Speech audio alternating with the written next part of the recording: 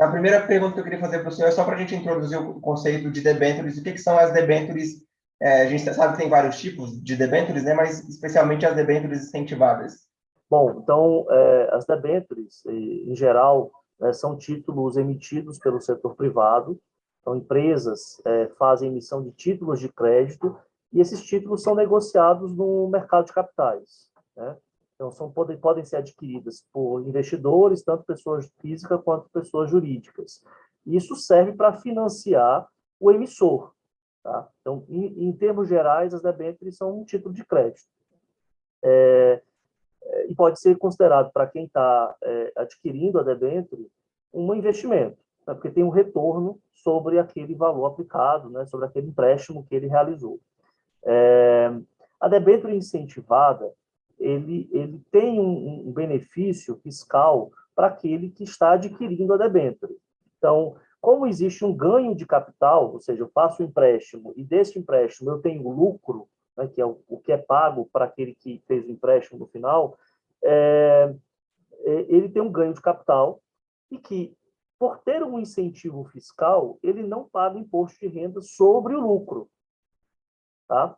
Então, ele tem um bem que é transferido para o outro privado, ele tem uma receita e essa receita não é tributada. Tá? Então, essencialmente, a debênture incentivada é isso. É um incentivo que o governo oferece por meio de desconto do imposto de renda. Nesse caso, ele tem uma isenção do imposto de renda, de maneira que existam alternativas ao financiamento de alguns segmentos. Nesse caso específico que a gente trata, o segmento de infraestrutura do setor de transportes. Ótimo. E, secretário, eu queria que o senhor comentasse um pouquinho, então, essas duas autorizações, digamos assim, de debêntures mais recentes, né? Essa da Fernão Dias, que liga Minas Gerais a São Paulo, e essa dos aeroportos, né? Na região norte, se não me engano, são esses. Que tipo de melhorias a emissão dessas debêntures vai trazer para as pessoas que dependem desses modais, né? Claro. Bom, é interessante porque essa emissão, né, essa autorização, ela está conjugada com o nosso programa de concessões, né, que obviamente ele tem por objetivo dotar a infraestrutura do Brasil em condições mais apropriadas para a utilização, enfim, da nossa infraestrutura, tanto a rodoviária quanto a aeroviária. Essas duas concessões têm características bem diferentes, né, porque Fernão Dias é um contrato de concessão de 2008, já tem, enfim, mais de 15 anos, enquanto que a concessão da Avanci, a concessão feita agora com a Avanci na região norte, no Bloco Norte, é um contrato recente, um contrato que foi assinado no ano passado. Então, um tem um projeto mais maduro, com investimentos já realizados, que tem essa relação de troca de dívida, principalmente, no caso da Fernão Dias, é o que parece, embora ela possa realizar novos investimentos na via, e inclusive para a manutenção e operação da rodovia. E a Vanci, ela tem o desafio de realizar uma série de investimentos iniciais, investimentos estão previstos para mais de R$ 1 bilhão para o Bloco Norte, e que, obviamente, vão colocar a infraestrutura da região norte, infraestrutura aeroportuária, num patamar superior àquele que se encontra hoje. O contrato de concessão ele é de 30 anos, se não me engano, então ele vai agora iniciando agora em 2021 e terminar em 2051, e os trabalhos iniciais são aqueles mais importantes para garantir que a operação dos aeroportos no momento logo inicial. Secretário, eu não sei se o senhor tem conhecimento, mas lá no Congresso Nacional tramita um projeto de lei, o 2646 de 2020, que já foi aprovado na Câmara, agora está parado no Senado, já tem mais de um ano, que cria o que eles chamam de debêntures de infraestrutura, né?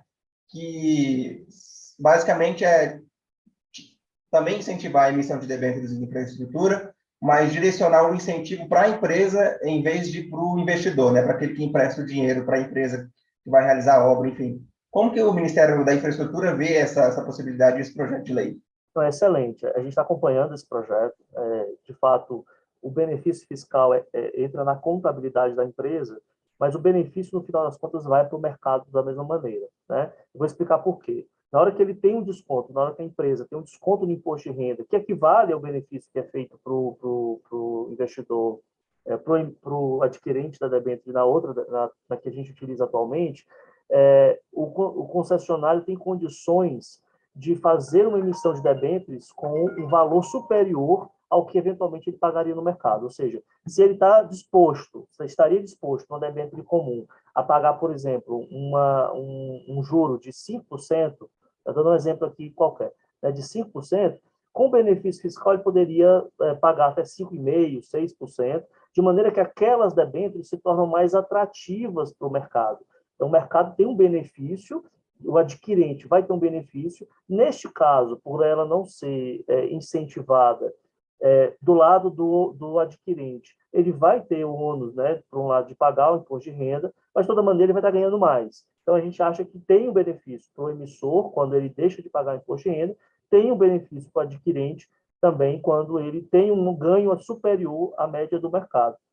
E aqui, a gente tenta buscar, Felipe, atingir principalmente os investidores institucionais. Os fundos de pensão, por exemplo, que estão dentro dessa categoria, já têm um benefício fiscal próprio, né? Então, com isso, eles hoje, a debênture incentivada não faz sentido para eles, porque eles não podem acumular o benefício, ou seja, um benefício que já existe para esses fundos de pensão, e diante disso, ao ter uma debênture que paga mais, esta debênture que paga mais se torna mais atrativa para o investidor institucional, por exemplo, para os fundos de pensão, de maneira que este bolso que a gente chama, né, esse hall de investidores, é um hall que tem uma capacidade enorme e de longo prazo de realizar essas aplicações, realizar esses investimentos,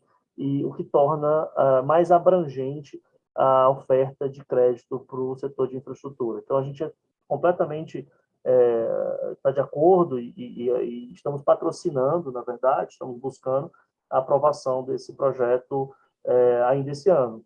A expectativa, então, é que as empresas, ao receberem esse incentivo, ofereçam juros maiores, né, na hora de emitir a debêntures, né? Exatamente. Porque, veja bem, se eu faço uma emissão de debêntures nessa série nova, que não tem o benefício para o adquirente, no mesmo patamar daquela que tem o benefício, eu vou perder, eu não vou conseguir concorrer. Então, para concorrer no mercado, eu vou ter que pagar mais, né? E para que ela seja mais atrativa, eu tenho que pagar mais do que a média do mercado, tá? Então, por isso que a gente coloca o incentivo dentro do emissor, ele internaliza o benefício fiscal, lembrando que ele só vai ter o benefício se ele emitir, ele não tem o benefício automaticamente, é o benefício que acontece se houver emissão, tá? Então, é referenciado, ou seja, equivalente àquela emissão. Então, com isso a gente consegue ampliar o rol de interessados nesse mercado. E para encerrar, secretário, acho que ficou bem claro na nossa conversa aqui, mas vou perguntar de uma forma mais direta. Qual que é a importância das debêntures, sejam elas incentivadas ou as possíveis de infraestrutura com esse projeto de lei, para fomentar o setor de infraestrutura do país, que, do ponto de vista do investimento, da capacidade de investimento do poder público, não pode depender tanto, já que o investimento proporcional ao PIB vem caindo, até por conta da necessidade de ajuste das contas e tudo mais, né? Elas são importantes para o desenvolvimento e modernização do setor de infraestrutura? Sem dúvida. Bom, acho que é inquestionável que, para o desenvolvimento do setor de infraestrutura, a gente precisa ter investimento público e tem que ter uma grande participação do setor privado. A nossa estimativa, Felipe, é que nós precisamos de cerca de 60 bilhões de investimentos no setor de transportes por ano, tá? E o orçamento do Ministério, ele não consegue chegar a esse patamar. Nós estamos com um orçamento de cerca de 7 bilhões. Então, nós precisamos ter um parceiro privado, o setor privado, investindo junto com o setor público. Na hora que a gente tem o setor privado investindo junto com o setor público, obviamente você tem uma participação do capital próprio da empresa, ou dos sócios dela, que participam em grande parcela dos investimentos, mas também é necessário um financiamento de longo prazo. Para o financiamento de longo prazo, o mercado de capitais é a solução mais apropriada. Os bancos, eles conseguem fazer financiamento, eles têm esse papel de fazer o financiamento, inclusive os bancos de desenvolvimento, como é o caso do BNDES, BNB, BASA, mas ele não tem a missão de ficar com aquele projeto durante aqueles 30 anos. Ele tem que iniciar o projeto, muitas vezes, ajudá-lo, apoiá-lo a se desenvolver no momento mais crítico, que geralmente é aquele momento inicial, momento de construção, onde muitas vezes aqueles 2, 3 primeiros anos são aqueles anos onde o fluxo de caixa ele é negativo, ou seja, você tem muito dinheiro saindo do projeto, muito dinheiro sendo investido na infraestrutura e nada ou quase nada entrando. Por quê? Porque você, no caso de rodovia, por exemplo, você pode nem ter praça de pedágio estabelecida, mas você vai ter obra sendo realizada. Agora, no momento da virada, onde o fluxo de caixa se torna positivo e você tem uma receita, é um momento que há essa transferência, digamos assim, do financiamento dos bancos para o mercado de capitais. E a gente precisa ter uma maior diversidade de oferta, uma maior amplitude de oferta, para que você tenha capacidade de financiar. Eu estou dizendo que a gente precisa ter o financiamento do restante dos 54 bilhões de reais para investir em infraestrutura. Isso é um montante significativo. É muito mais do que, por exemplo, o BNDES e financia por ano em todo o segmento de infraestrutura, que chega a cerca de 40 bilhões de reais.